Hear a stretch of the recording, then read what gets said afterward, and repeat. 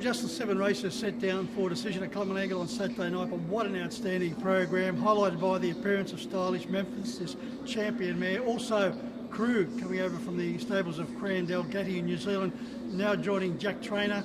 And also Just Remember Me, another member of the Cran-Dalgety stable with Jack. So some exciting talent going on display. We're going to kick off the first of 4 specials in the first event with Muscle Factory. Won 3 on end in very fine fashion. Was far from disgrace in finishing 4th in the PJ Hall, the Group 3, behind Stylish Memphis. Back to a suitable assignment. Ashley Hart takes the drive behind Muscle Factory. I think that combination will be very hard to beat in the opening event on the card. Well, speaking of Krug, he goes around in the second event on the card, the multiple Derby winner.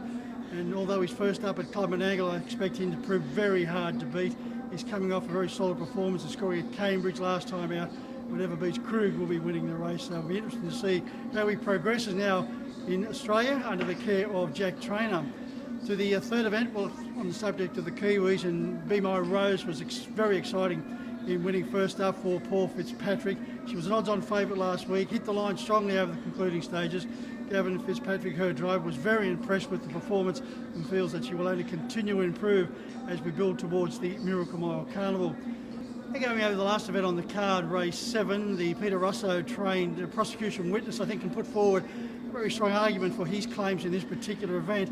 Did score 7 starts back, has been safely held since, but he does return to a suitable assignment, prosecution witness, and I think with a small field, he will take a power of beating. So they're the 4 specials for the Club Menangle meeting, of course leaving out Stylish Memphis, who will go around deep into the red, and she will take no end of beating. In fact, whatever beats her, she'll just go straight into the Ladyship Mile. She will certainly be winning this race, Stylish Memphis. We head over to Ballarat. We continue the Cups, and what an exciting event race 7 will be. I'll get to that race shortly. The first specials in race 3 here with Better Call Me, very consistent and exciting performer for Matthew Craven. He's up against a very solid and competitive field, but from the nice draw, Better Call Me will do me as far as this particular event is concerned. Over to race 6, Cruz Bromack back from a spell with a very solid second in defeat.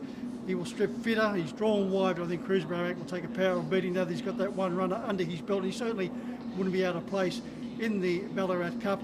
Speaking of which, I'm going with Expensive Ego, despite the fact that he has drawn the back row, but he does follow out Lochinvar Art, who was brave in defeat. It was great to see the champ back in action last week and going down to Spirit of St. Louis, who continues on his cup winning run.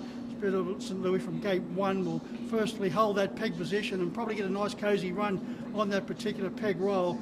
Lochinvar Art, no doubt, will be challenging for the lead, along with Max Delight, so there's plenty of firepower in those first 3. This will allow Expensive Ego and Luke McCarthy just to creep along behind them, stalk them.